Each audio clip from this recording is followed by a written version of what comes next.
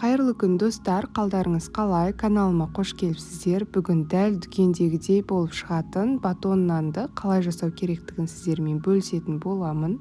Іші де тығыз болған және де жұмсақ болып шыққан нанның рецептісімен бөлісемін. Бұл нанды жегеннен кейін, жасап көргеннен кейін ылғи да өзіңіз пісіргіңіз келіп тұратыны анық. Видеоны міндетті түрде соңына дейін қараңыздар. Бұл видеода нанның іші дәл осылай тығыз болуы не себептен екені айтылады. Сондықтан видеоны бір рет соңына дейін көріп алуды кеңес ететін едім.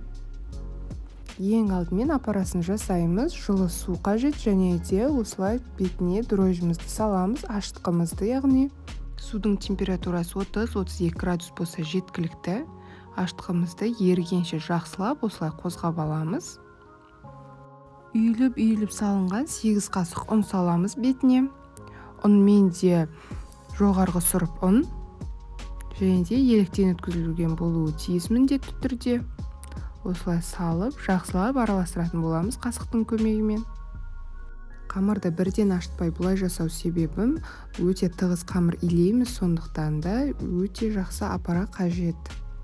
Осылай жақсылап араластырып болғаннан кейін бетін пищевой пленкамен жауып, кішкене көтерілгенше қойып қоямыз. Мүмкін 20 минут кетуі мүмкін, жарты сағат кетуі мүмкін. Сіздердің ашытқыларыңыздың сапасына қарай ол. Аппарат демалып тұру үшін осылай бесінен тесіктерді жасаймыз. Осылай жеткілікті және де бөлме температурасында қойып қоямыз. Аппара ашып шыққаннан кейін бірденнен қамырды ашытуды дайындап бастап кеттім. Ең алдымен жылы сүтке, 30-32 градустағы жылы сүтке қант және де тұзды салып, жақсылап осылай араластырып ерітіп аламыз. Көріп отырғандарыңыздай аппара өте жақсы ашып көтерілген. Бетінде пузырькалары бар. Бетіне жаңағы массамызды құямыз.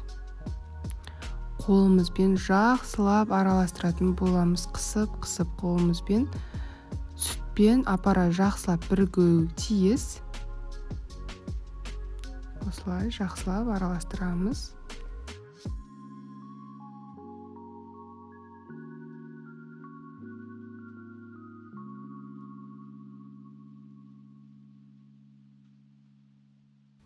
Міне екеуі бірігіп келе жатыр. Өте жақсы масса болады, жұмсақ. Енді ұнымызды електен өткізіп салатын боламыз. Түгелде електен өткізіп, барлығын бірденнен сала берсек болады. Қолымыздың көмегімен өте тығыз қамыр илейміз. Қорықпаңыздар, қамыр өте тығыз болады. Ингредиенттердің барлығын міндетті түрде описанияға қалдыратын боламын. Дәл сол мөлшерде жасасаңыздар өте керемет болып шығады. Міндетті түрде нандарың шығатын болады. Иленген қамырды жақсылап домалақтау үшін тегіс жерге түсірдім. Жақсылап осылай қолымызбен баса отырып илейтін боламыз тағы да. Жақсы бірігуі тиіс. Көріп отырғандарыңыздай тығыз қамыр пайда болды.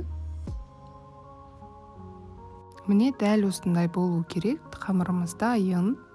Бір жарты сағаттай көтерілгенше қамырды қойып қоямыз. Бетін жауып, тығыздап. Қамыр міне кішкене уақыттан кейін көтеріліп шықты. Қамырды ыдыстан түсіріп аламын. Және де астына сары май жағатын боламын мен. Сары май міндетті түрде бөлме температурасында еріп тұрған болуы тиіс. Дәл осылай. Ыдысқа барлығын жағып аламын кішкене. Енді жарты-жартыдан қосып, қамырға жағып, қамырды мұжитын боламын. Негізі батон нанның тығыз болып шығуы және де арасында майда пузырькаларының болу себебі осы майды осылай жаққаннан. Негізінде батон нанның құпиясы негізінде осы.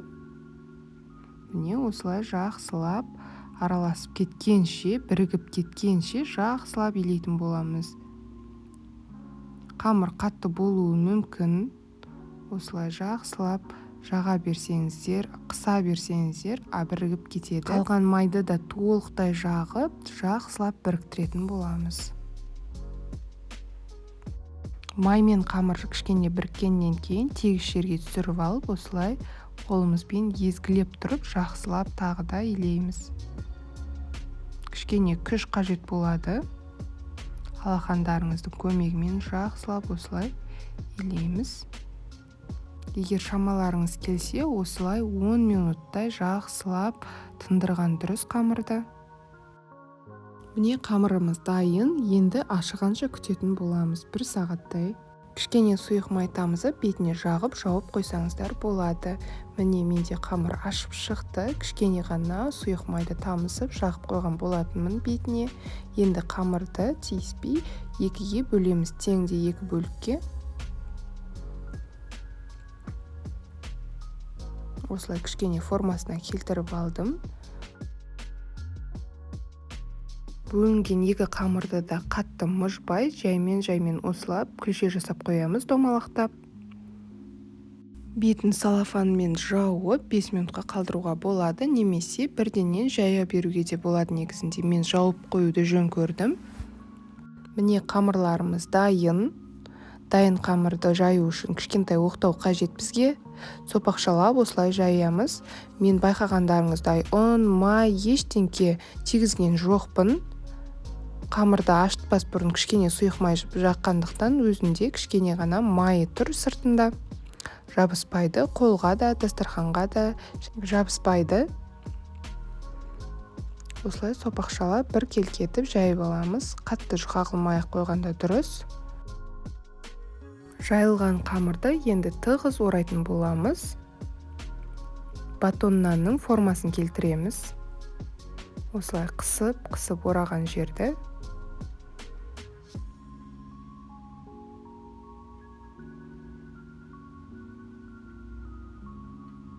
Дәл видеодағыдай жасасаңыздар жеткілікті.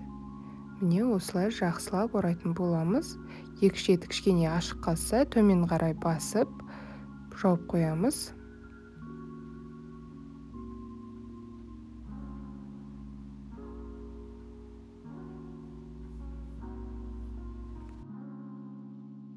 Екі шетін барлығын қысып жаптым.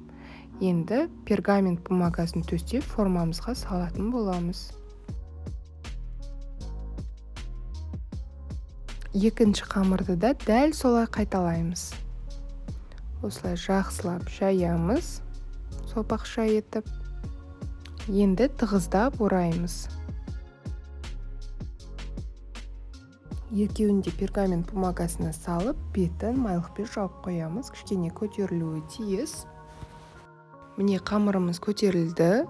Көтерілген қамырдың бетіне жұмыртқаның сарысы және бір ас қасық салқын су құйып, бетіне жағатын боламыз. Түгелде бетін осылай. Өте жақсы жағылады.